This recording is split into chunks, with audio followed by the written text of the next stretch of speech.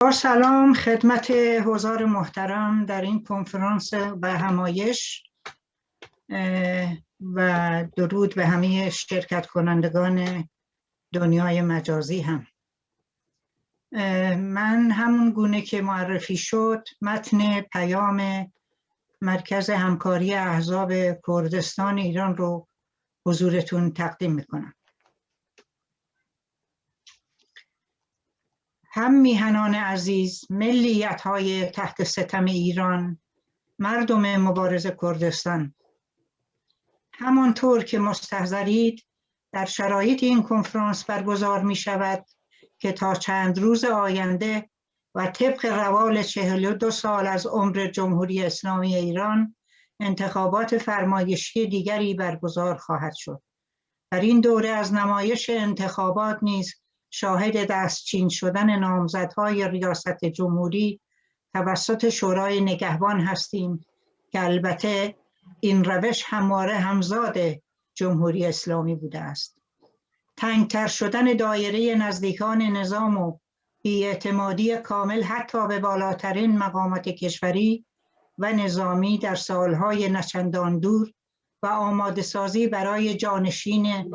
احتمالی یه دقیقه لطف کنین.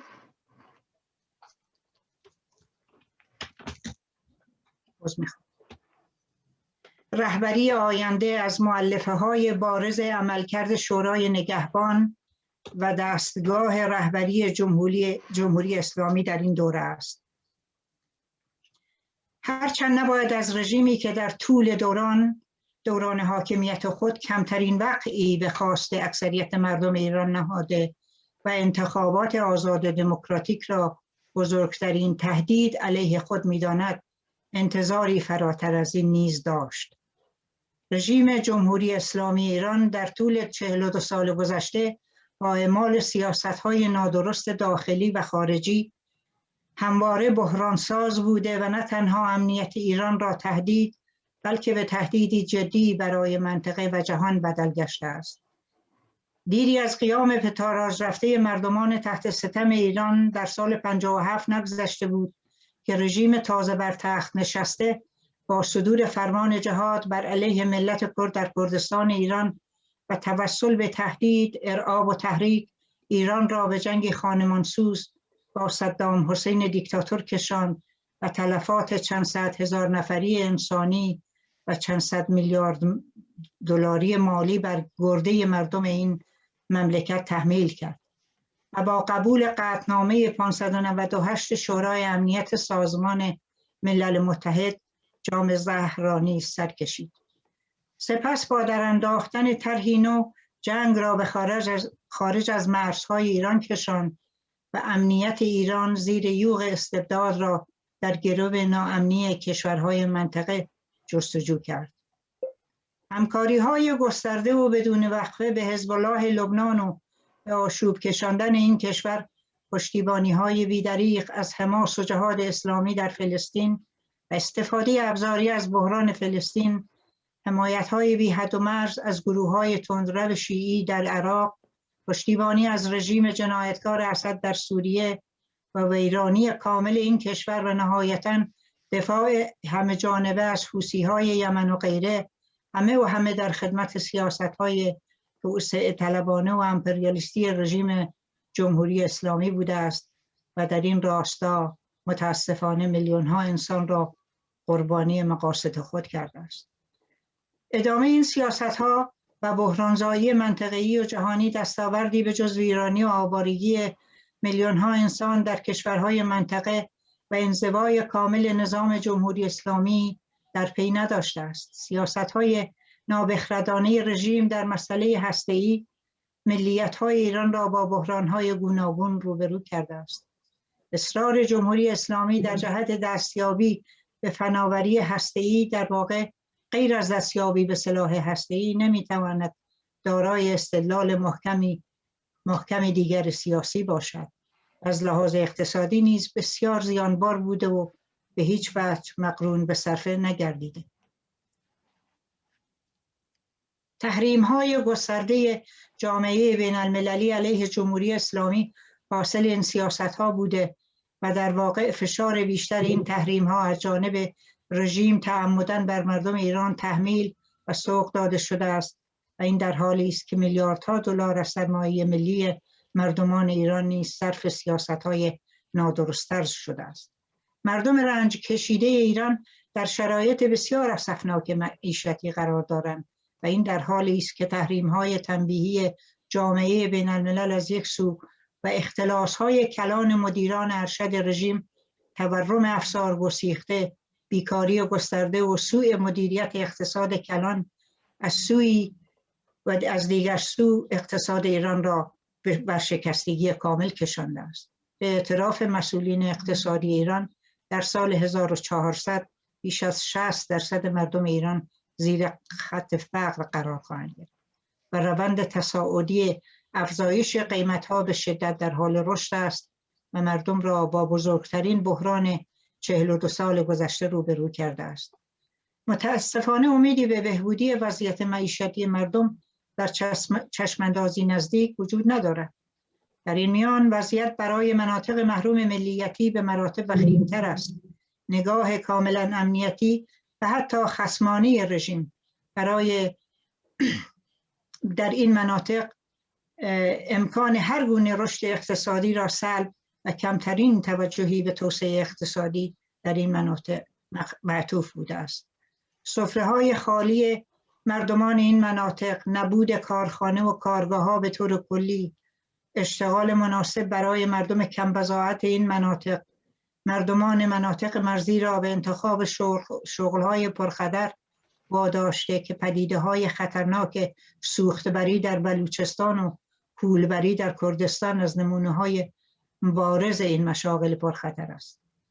بحران زیست محیطی یکی دیگر از مشکلاتی است که گریبان حاکمان ندانمکار جمهوری اسلامی را گرفته است و متاسفانه در این مورد نیز ملیت‌های ایران ضررمند واقعی‌اند. خشکسالی بلند مدت، کم آبی و عدم مدیریت در این عرصه، مدیریت ناکارآمد کشاورزی و از بین رفتن پوشش گیاهی و جنگل‌ها ایران را با خطری جدی‌تر از هر بحران دیگری روبرو کرده است. سیاست فکر نشده و سطحی خودکفایی در تولیدات کشاورزی و متعاقب آن تبدیل زمین‌های دیم به زمین‌های آبی از طریق حفر چاه‌های عمیق و مصرف بی‌رویه آب‌های زیرزمینی، سدسازی‌های گسترده و غیر علمی با پیمانکاری بنگاه‌های اقتصادی وابسته به سپاه پاسداران و کمبود بارندگی در سالهای اخیر ایران را به بزرگترین بحران زیست محیطی دچار کرده است. بحران مشروعیت نیز یکی دیگر از مشکلاتی است که حاکمان جمهوری اسلامی با آن دست و پنجه نرم می‌کنند. حکومت جمهوری اسلامی از ابتدای پیدایش تا کنون همواره در تلاش بوده که حتی اگر نمایش مشروعیت کارتونی خود را حفظ و به رخ مردمان ایران و جهانیان بکشد، اما به طور مداوم این وجه جمهوری اسلامی رو به کاهش و در حال رکود بوده. در کردستان البته رژیم از همان ابتدا که با تحریم همه پرسی ساختگی روبرو شد تا کنون فاقد پایگاه اجتماعی و مشروعیت سیاسی بوده است. در سایر مناطق ایران نیز اینک وجهه قانونی مشروعیت نظام به طور کامل از بین رفته و کمترین اعتمادی به حاکمان کنونی ایران در میان مردم باقی مانده است و نمونه بارز آن میتوان به میزان مشارکت مردم در چند دور از انتخابات اخیر و اعتراضات چند سال گذشته آن را جستجو کرد. وجهه اجتماعی مشروعیت حکومت نیز کاملا تخریب و از بین رفته است. اعتمادی به مدیریت و دلسوزی و کارآمدی مسئولان نظام وجود ندارد و تنها حربه رژیم استفاده از احساسات مذهبی مردم ایران است که در سالهای اخیر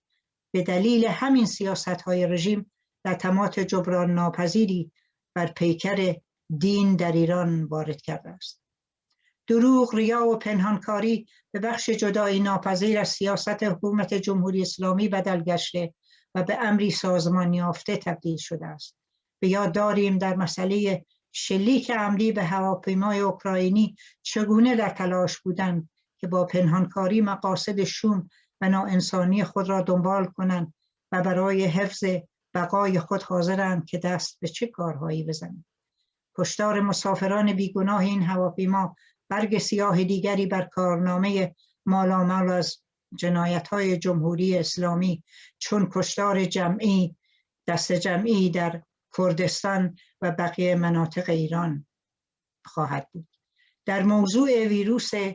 کووید 19 موسوم به کرونا به خاطر منافع کوتاه مدت سپاه پاسداران و همپیمانان دولت چینی چگونه جان مردم ایران و علم پزشکی را به سخره گرفته و صراحتاً مردم ایران و جهانیان را بازیچه خود قرار دادند. در موضوع هستگی چگونه در ابتدا با پنهانکاری سعی در تولید سلاح هسته‌ای داشتند و بعد از کشف فعالیت‌های مخفی هسته‌ای چگونه با ریا و در خفا سالها به فعالیت خطرناک خود ادامه دادند. وضعیت نابسامات مناطق ملیتی و تبعیض سازمان یافته بر علیه ملیت‌های ایران از حد گذشته و جان مردم این مناطق را به لب رسانده است. ملت عرب اهواز که بر دریای نفت قرار دارند از بیکاری و بی‌آبی و بی‌امکاناتی در بدترین شرایط ممکن به سر میبرند.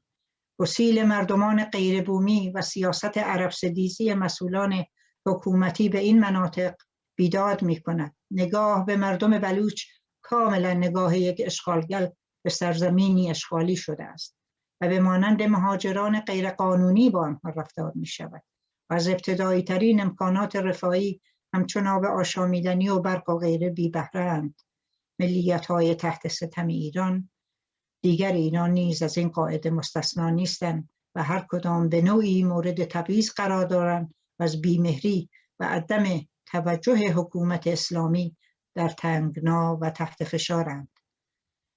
وضعیت ملت کرد در کردستان که اولین سنگر مقاومت مردم ایران است نیز به طور فاجعه باری بحرانی است. اعدام‌های سیاسی مداوم، دستگیری گسترده فعالان مدنی، تهدید و ارعاب مردم مداوما در جریان است و پروژه به زانو درآوردن ملت کرد در بیش از 4 دهه گذشته حتی برای یک روز از دستور کار رژیم خارج نشده است. رأی نه بزرگی که مردم کردستان در رفراندوم ابتدای انقلاب به برپایی جمهوری اسلامی دادند همواره در ذهن حاکمان رژیم باقی مانده و قابل انتقام است. مقاومت دلیرانه پیشمرگان و مردم کرد در مقابل لشکر جمهوری اسلامی مثال زدنی است و این زخم را بر کالبد رژیم تا به امروز نیز التیامی نبوده و نخواهد بود. تبدیل کردستان به پادگانی بزرگ برای نیروهای سپاه پاسداران و میلیتاریزه کردن کردستان از نیروهای جمهوری اسلامی به مردم این سرزمین بوده و بیکاری و فقر و تنگدستی و عقب مانده نگه داشتن و زندان و چوبه دار و اجحاف نتیجه حکمرانی این حاکمان بر مردم شریف کردستان بوده و خواهد بود. این تنها مردم کردستان نیست که مورد غضب حکمرانان قرار گرفته، بلکه رژیم با جنگل‌ها و رودخانه‌ها و طبیعت کردستان نیز دشمنی سازش ناپذیری دارد و درختان و منابع این دیار نیز در